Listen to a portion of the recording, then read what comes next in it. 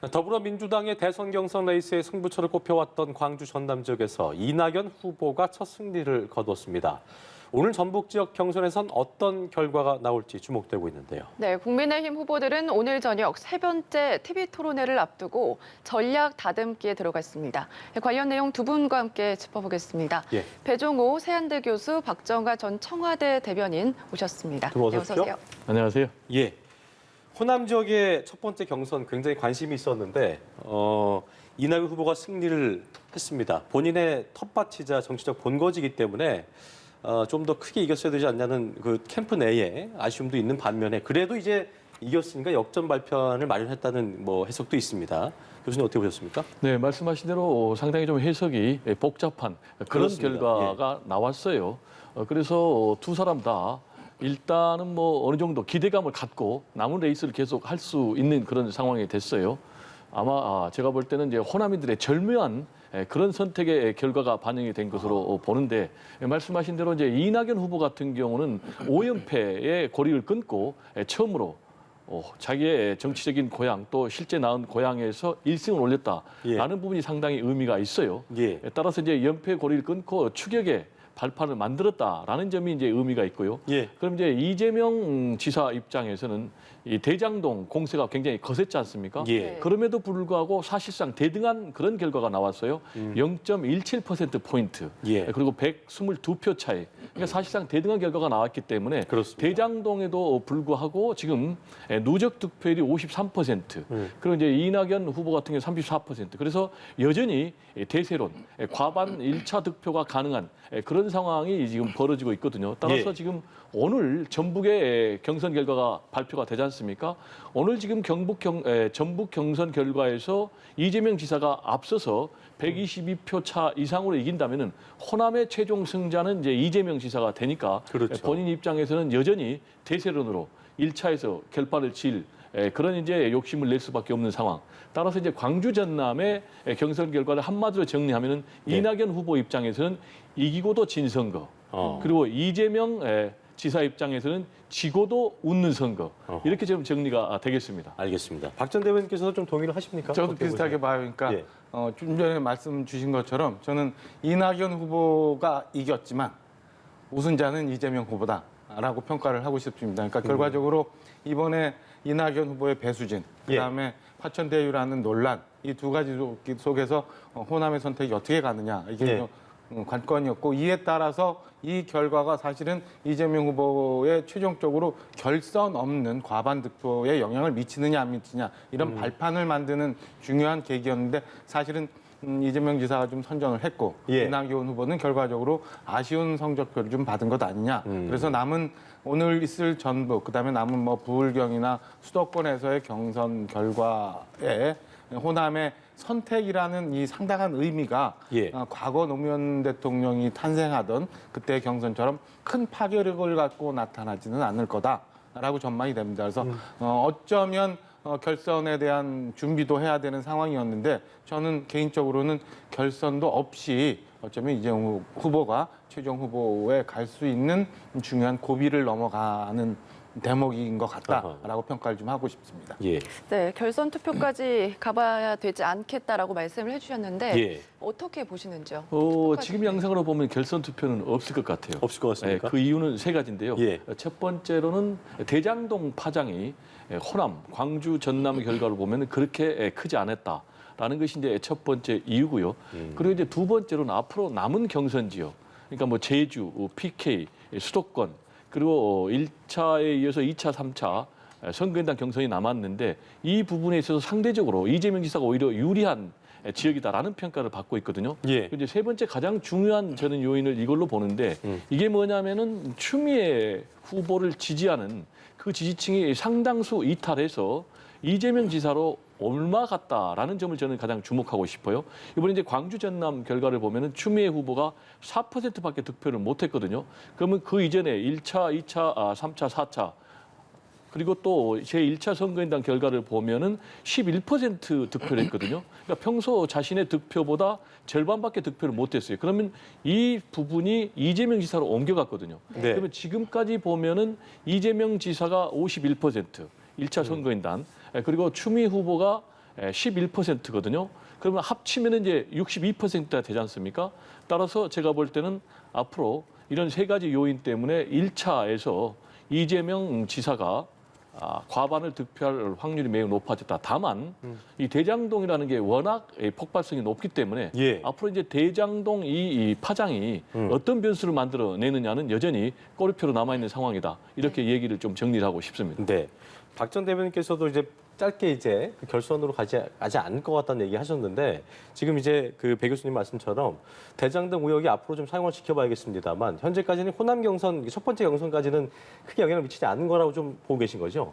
저도 그렇게 지금 호남 결과만 보면 이렇게 판단이 들어요. 그러니까 예. 일단은 대장동 이슈라는 게 굉장히 그 파괴력은 있습니다만 여전히 복잡해요. 국민들이 선뜻 이해하고 납득하기에는 아직 사안 자체가 전체가 드러나지 않은 상황이에요. 그래서 예. 결정적인 요인이 발생하지 않는 한 저는 민주당 경선 내에서는 대장동에 대한 의혹이 민주당을 지지하는 당원 내지는 선거인단한테 결정적으로 영향을 미치지 않을 거다. 그래서 예. 다만 이게 이제 지금 현재까지는 정치적 공방입니다만은 수사 과정을 통해서 혹은 또 다른 의혹들이 이제 발생하면서 이 본선으로 이재명 후보가 간다면 본선에서는 또 다른 요소로 결정적인 요소로 작용을 할 거다 보여집니다. 그래서 다음 달 초까지 마무리가 되는 민주당 경선에서는 이 대장동 이슈가 이재명 지사의 발목을 잡는 결정적인 이슈로 작용하기는 어렵고 이미 예. 호남이 지났고 나머지 이제 호남을 기반으로 한 수도권에서의 선거인단이 있는데 예. 이 결과도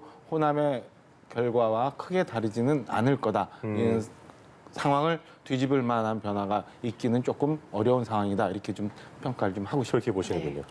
자, 투표율을 좀 얘기해 보면 예상보다 좀 낮았어요. 그러니까 이제 오늘 전북 지역 권리당원 온라인 투표율이 35%대였기 때문에 이번 경선 최저치였는데 그 배 교수님께서 늘상 얘기해 주십니다만 그 호남 지역의 전략적 선택하는 그 민심을 고려한다면 이런 낮은 투표율이란 거는 뭐 어차피 될 사람이 될 테니까란 민심인 건지 뭐 어떻게 좀 해석해야 돼요? 일단 첫 번째로는 허수가 좀 있다고 봐야 돼요. 그게 네. 무슨 말씀이냐면 호남 지역 같은 경우 권리당원이 20만이거든요. 예. 민주당 전체 권리당원이 70만이니까 많게는 한 30%에 육박하거든요. 예. 그래서 상당 부분 과거의 지역의 경선 과정에서 많이 끌어들인 허수가 있다라는 걸 이제 하나 꼽고요. 그리고 두 번째로는 역시 이제 대장동 이 파장이 좀 있었다고 봐야 돼요. 예. 대장동이 굉장히 거세게 몰아붙이면서 이재명 지사 지지층, 특히 호남에서 상당 부분 이분들은 이제 전략적인 지지를 했던 분이거든요. 누가 본선 경쟁력이 가장 위에 있는가? 우리 고향 사람보다는 이걸 가지고 상당 부분 이재명 지사를 지지를 했는데 이 대장동 이 사건이 휘몰아치면서 야 이게 좀 뭔가 문제가 있는 것 아니냐. 따라서 전략적 지지에서 전략적 유보로 돌아서면서 투표율이 좀 저조한 것 아닌가 저는 이렇게 평가를 하고요. 마지막으로는 상당 부분 좀 검증이라는 명분 하에서 이루어졌지만은 네거티브가 좀 진행되고 있다라는 그런 평가도 네거티브가 있었어요. 진행되고 있다. 그래서 이 네거티브에 대한 그런 좀 거부감도 이렇게 투표율 저조로 분석이 되는 것 아닌가 이렇게 생각이 됩니다. 그러시군요. 예. 네. 이 호남이 사실은 그 민주당의 정신적 기반이 될 수 있는 거잖아요. 그래서 늘 호남의 선택이 어떻게 되느냐에 굉장히 결정적인 영향을 미쳤는데 지금은 정권 재창출을 해야 되는데 정권 예. 재창출을 위한 필승 카드로 이재명 후보도 이낙연 후보도 아직은 맞등치 않은 상황인 거로 호남 사람들이 표심을 보여준 것 아직 아닌가. 지켜보고 있는 거군요. 네, 보여준 예. 것 아닌가 이렇게 평가를 하고 싶어요. 그래서 대장동 이슈에서 이재명 후보가 과거 같으면 이달 초, 9월 초만 해도 사실은 뭐 권리당원 표, 그 다음에 일반 여론조사도 상당히 앞서 있었거든요. 예. 근데 이번에 이제 이낙연 후보가 근소한 차지만 이긴 결과로 나온 거면 이재명 후보에 대한 불안감도 그리고 이낙연 후보가 우리 지역이고 그다음에 전통적인 민주당 후보임에도 불구하고 그래도 본선 경쟁력에 대해서는 아직 회의적 이런 두 가지 요소가 겹쳐져서 이런 결과가 나오지 않았나라고 평가를 합니다. 예.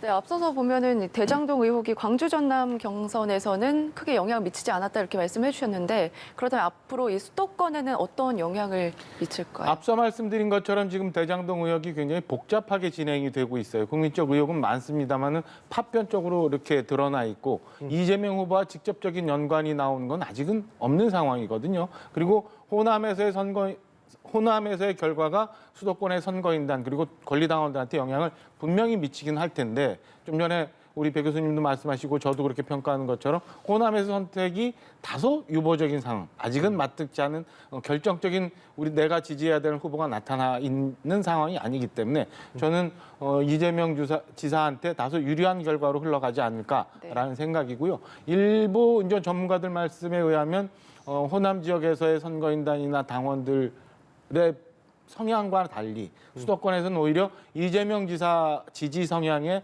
선거인단이 더 많다라는 평가들 분석들이 있는 걸 보면 네. 이를 기반으로 하면 이낙연 후보가 전체 판세를 뒤엎을 만한 계기를 어제는 만들지 못해서 네. 최종적으로 이재명 지사가 최종적으로 결과적으로 웃을 수 있는 그런 결과가 나왔던 것 아닌가 이렇게 보여집니다. 예. 제가 이제 조금 첨언을 하자면요. 네, 예. 큰 맥락에서는 같이 보고요.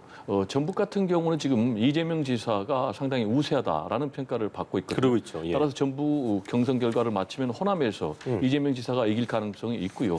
근데 수도권에서도 같은 흐름으로 갈 수밖에 없는 게 가장 중요한 것은 지금 대장동 변수인데 대장동 변수가 별로 위력을 발휘하지 못할 것 같아요. 왜냐하면 이번에 최근에 보도가 하나 나왔는데 네. 곽상도 국민의힘 의원의 아들이 50억으로 퇴직금을 받았다라는 보도가 나왔어요. 방금 좀 나왔었죠. 그렇습니다. 예. 그런데 급여는 한 2,500만 원에서 3,500만 원 정도를 받았다고 2,500 이게 아니고 이제 1년이죠. 250에서 350만 원 정도를 매달 급여로 받았다고 한 6년간. 그러면 이제 통상 퇴직금이라는 게 1년치 월급을 누적해서 주는 거 아니겠습니까?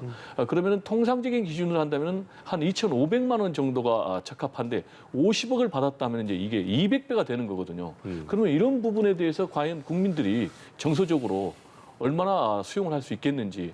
그리고 이제 가족 공동체 아니겠습니까? 아들이니까. 그렇다면 이제 경제 공동체 논리가 되고 그렇다면 이제 뇌물로 연결될 수 있단 말이에요. 법적으로. 그래서 이 부분이 이제 상당히 심각한 문제가 되고 더 나아가서는 지금 이제 곽상도 의원 같은 경우는 박근혜 정부에서 민정수석을 했단 말이에요. 그랬었죠. 또 최근에 최순실 그 변호사 이분도 지금 여기에 고문을 5년간 또 받았다는 거 아니겠습니까?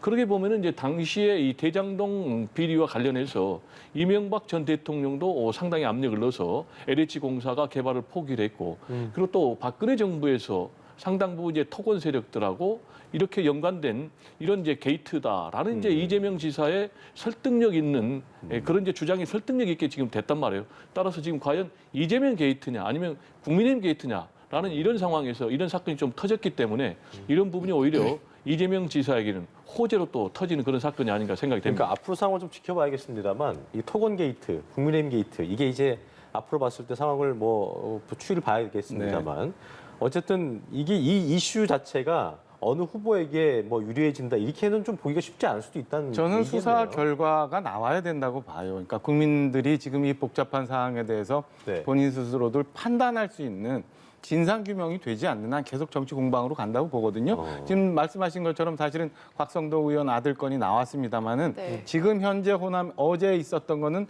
민주당 지지하는 지지층에서의 결과예요.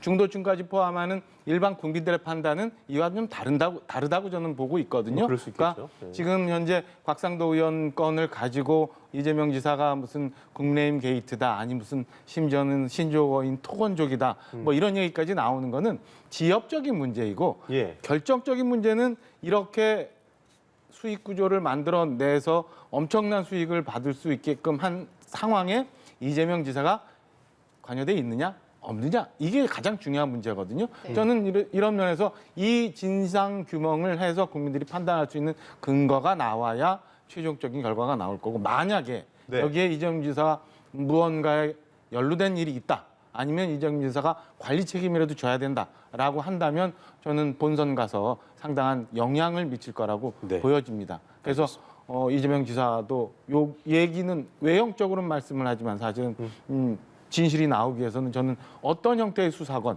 받아서 네. 빨리 국민들이 예, 판단할 수 있는 진상이 나오는 게 우선이다라고 생각합니다. 네, 알겠습니다. 알겠습니다. 이번에는 야당으로 한번 가보겠습니다. 네. 국민의힘도 오늘 저녁을 시작으로 세 번째 TV 토론회가 열리는데 오늘 토론회 또 어떻게 전망하시는지요? 뭐 오늘 토론은 상당히 날선 토론이 계속 이어질 것 같아요. 예. 특히 이제 뭐 홍준표, 유승민 두 후보 같은 경우는 윤석열 주자를 TV 토론에서 확실히 꺾을 수 있는 기회다.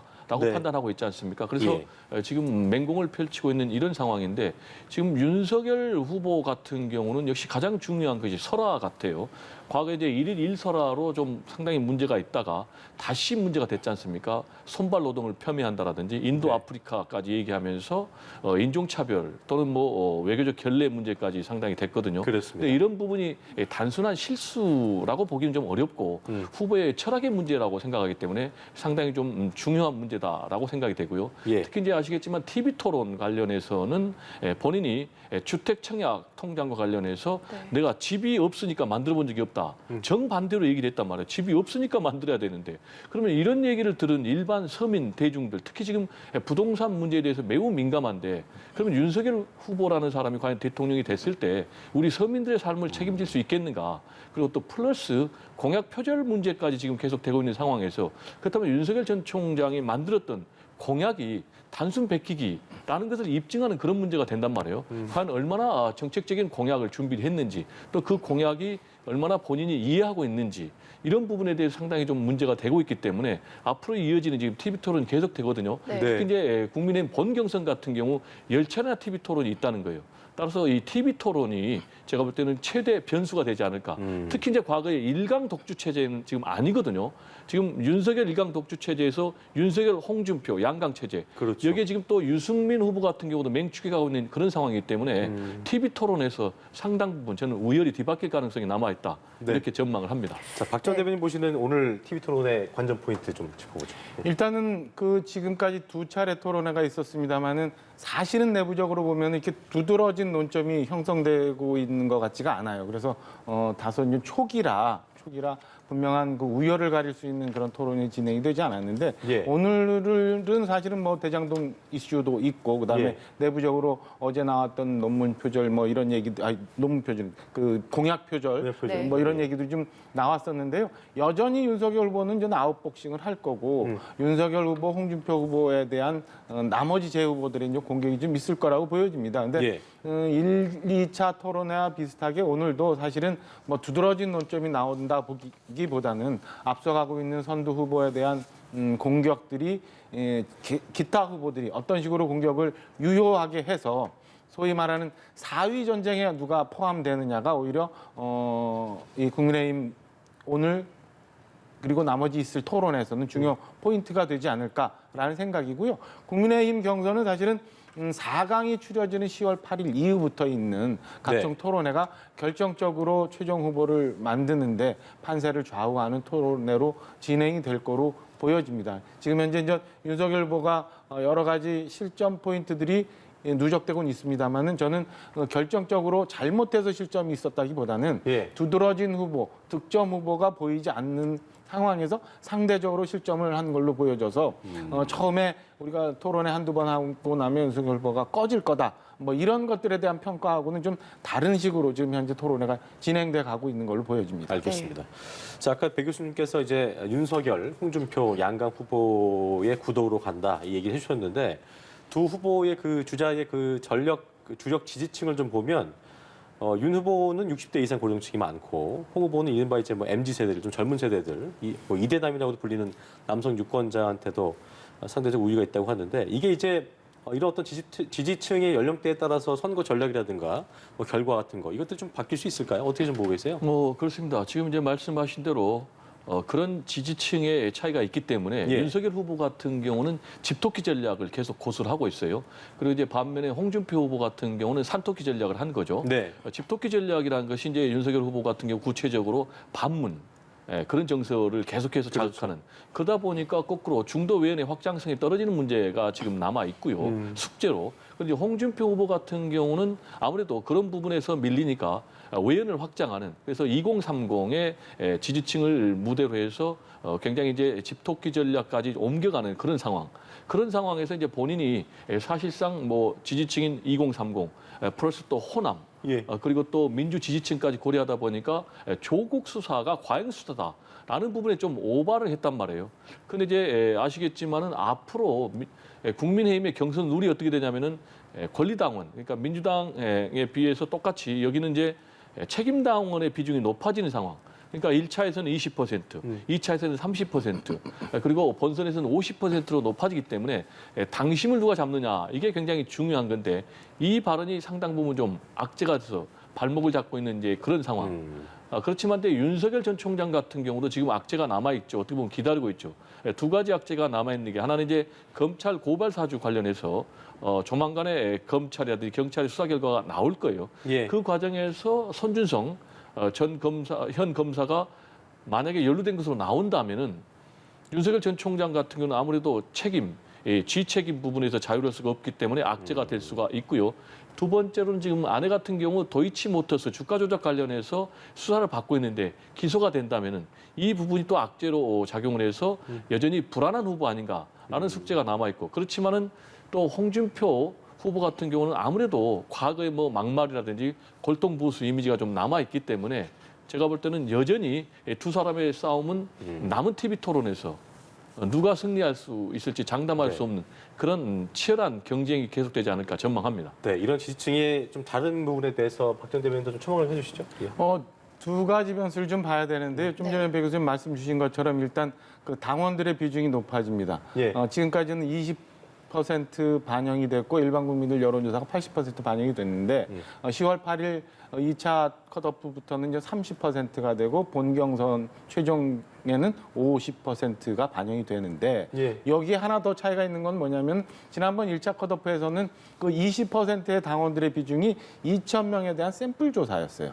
근데 이번 2차 컷오프부터는 전체 당원들을 대상으로 하게 되는 거거든요. 그래서 이 경선룰에 조금 차이가 있다는 것 하나. 두 번째는 고발사주권 얘기했는데 미묘한 변화들이 좀 다소 있는 것 같아요. 우선 예. 하나는 윤석열 후보와 홍준표 후보가 지금 양강 구도를 형성하면서 1, 2위를 엎치락뒤치락 하는데 추석 연휴를 지나면서 윤석열 후보에 대한 고발사주권 공격에 대해서 오히려 당원들 내에서 결집 효과들이 좀 보여지고 있는 부분들이 좀 있어요. 그러니까 결정적인 윤석열 후보의 연루 상황이 밝혀지지 않는 한 오히려 이게 윤석열 후보한테 역으로 더 유리하게 작용하고 있는 것 아닌가라는 생각이 들고 배 교수님 말씀 주신 것처럼 1차 토론회 논란이 되었던 소위 말하는 조국 수홍. 네. 조국 수홍에 대한 그 당원들의 상처가 사실은 그냥 외부적인 상처가 아니라 마치 속으로부터 깊이 나오는 화상처럼 점점 더 후보 내부 총질하는 상황 그리고 이 조국 수홍에 대한 기본적인 홍준표 후보에 대한 개념 인식 이런 거에 대해서 회의적으로 생각하는 미묘한 변화들이 지금 나타나고 있어서 다음 주, 다다음 주 뭐 각종 지지율 조사 그리고 10월 8일 2차 컷오프 결과가 어떻게 될는지 좀 지켜볼 대목이라고 보여집니다. 알겠습니다. 네. 다음 내용은 한편 또 언론중재법 개정안 처리를 놓고 여야 간 이견이 엇갈리고 있는데 우선 개정안 처리 시한이 하루 앞으로 다가왔죠. 이에 대해서 민주당은 본회의에서 강행 처리하겠다고 밝혔고 다만 문 대통령이 검토 필요성을 내비쳤기 때문에 좀 속도 조절론에 영향을 미치지 않을까. 네, 지난달 상정인데. 여야가 합의를 해서 27일 날 최종전 27일까지 결론을 내고 최종 본회의에서 처리하기로 했죠. 오늘 4시에 10일차 마지막 회의가 있는 걸로 알려져 있습니다. 그런데 여전히 그 징벌적 손해배상, 그다음에 열람 차단권 문제로 대치가 계속되고 있는 상황이고 합의점이 도출되고 있는 것 같지는 않아요. 이에 대통령이 방미 돌아오는 길에서도 물론 좀 속도 조절을 암시하는 듯한 말씀을 주셨지만 저는 이게 그냥 그 일종의 알리바이용이라고 생각을 해요. 그래서 저는 원래 합의된 대로 내일 민주당이 강행 처리의 수순을 밟아가지 않을까라고 조심스럽게 생각을 합니다. 이에 따라서 후폭풍에 대해서도 민주당이 감당은 해야겠지만 네. 민주당이 지금까지의 강성 지지층의 주문을 어길 수 없는 상황으로 계속 몰려가는 체제로 가고 있기 때문에 예. 저는 내일 민주당이 강행 처리를 할 거다라고 조심스럽게 예상을 좀 해봅니다. 배 교수님은 어떻게 예상하세요? 저는 좀 다르게 봅니다. 예. 민주당이 굉장히 고심의 고심을 하지만 일방 밀어붙이기는 상당히 좀 부담스럽게 판단하고 있는 것으로 부담스럽다. 봅니다. 네, 세 가지 이유인데 첫 번째는 이제 문재인 대통령께서 입장을 밝혔어요. 충분한 좀 검토가 필요하다. 예. 그리고 두 번째는 유엔을 비롯한 국제사회에서도 상당히 이 법에 대해서 지금 우려를 표하는 그런 상황이거든요. 역시 이제 가장 중요한 것은 대선 전국을 의식하지 않을 수가 없어요. 지금 현재 전반적으로 보면은 여론조사 결과 정권 재창출보다는 정권 교체론이 우세한 그런 상황에서 일방 독주를 했을 경우에 또 일방 독주 프레임에 휘말려 가지고 여론의 역풍을 맞을 수밖에 없거든요. 그렇지만은 분명한 것은 이 가짜 뉴스로 인한 폐해는 굉장히 심각하거든요. 예. 따라서 법적인 대책은 필요하다라는 부분에 대해서는 저도 공감을 하고 그렇지만 이게 이제 아시겠지만 민주주의의 근간과 직결되는 그런 법안 아니겠습니까? 그렇습니다. 따라서 일방 처리보다는 관련자들의 의견을 충분히 듣고 그리고 처리 방식도 일방 처리하는 것보다는 최대한 합의 처리하는 것이 맞다라는 이제 그런 공감대가 민주당 내에서도 서서히 확산되고 있기 때문에 내일 뭐 결과가 주목이 되겠지만 결론적으로 얘기하면은 밀어붙이지는 못할 것이다 이렇게 전망을 합니다. 알겠습니다.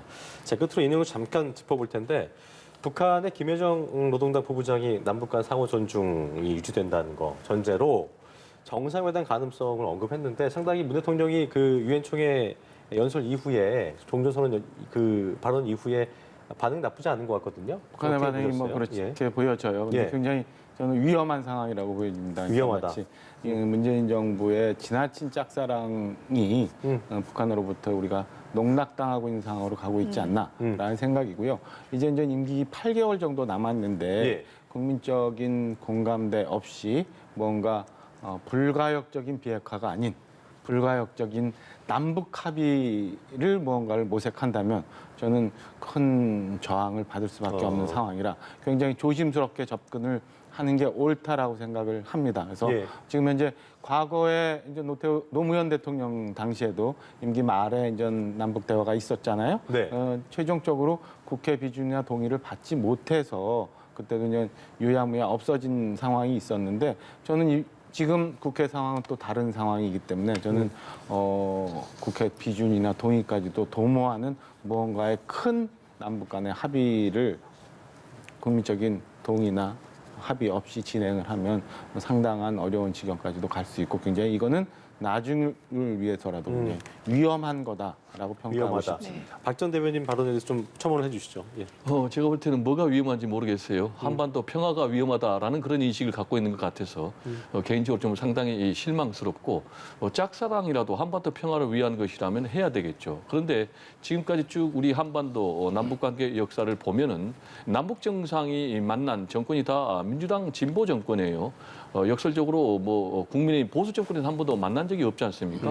문재인 대통령 정부 시절에서도 지금 남북 정상이 3차례 만났고 그리고 분단 70년 역사상 북미 정상들이 만난 건 처음 있는 거 아니겠습니까? 예. 그래서 지난 4년 동안 지금 뭐 구체적인 한반도의 평화를 해치는 그런 도발이 없었고 이런 부분은 문재인 대통령이 추진하고 있는 한반도 평화 프로세스의 상당 부분 저는 영향이 있다고 보고요. 지금 임기가 8달밖에 남지 않는 상황에서도 문재인 대통령이 위원회에서 종전선언 카드를 다시 꺼냈단 말이에요. 이건 이제 확실한 개인적인 신념과 의지의 표현이지만은 예. 플러스 본인이 대통령에서 물러나도 다음 정부에서는 이런 철학을 계속 계승해 달라.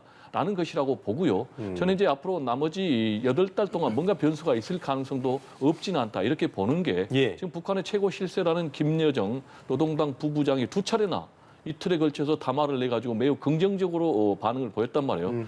첫 번째로는 뭡니까? 종전선언. 오케이, 긍정적으로 보겠다. 그렇죠. 두 번째로는 남북 공동연락사무소 재설치에 대해서도 오케이, 긍정적으로. 그리고 세 번째로는 남북 정상회담까지 긍정적으로 언급을 했단 말이에요.